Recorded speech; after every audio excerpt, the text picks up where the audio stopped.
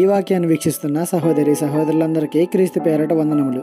ఈ రోజు వాక్యం ద్వారా దేవుడు మనతో చెప్తున్న మాట, యెహోవాయే నీతిమంతులకు రక్షణాధారము, బాధ కలిగినప్పుడు ఆయనే వారికి ఆశ్రయదుర్గము. కీర్తనల గ్రంథము 37:38.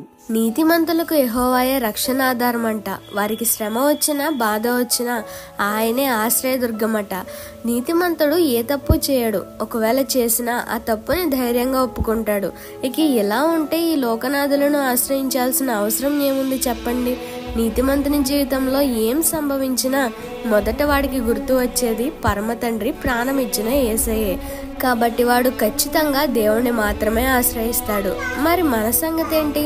సమస్యకు పరిష్కారం రావట్లేదని, వచ్చిన బాధ తీరట్లేదని దేవుణ్ణి ఆశ్రయించడం మానేసి ఈ లోకాన్ని ఎందుకు ఆశ్రయిస్తున్నావు? అంటే నీకు దేవుని మీద నమ్మకం లేదనమాట. ఒకరి మీద నమ్మకం ఉంటే వేరే వారి వద్దకు మనం వెళ్ళం కదా.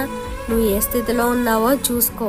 నీతిమంతుని గుంపులో ఉన్నావా లేక నీతిహీనుని గుంపులో ఉన్నావో జాగ్రత్తగా చూసుకో. ఈ చిన్న సువార్త పరిచర్యలో మీ సహోదరులు. God bless you. ఆమేన్.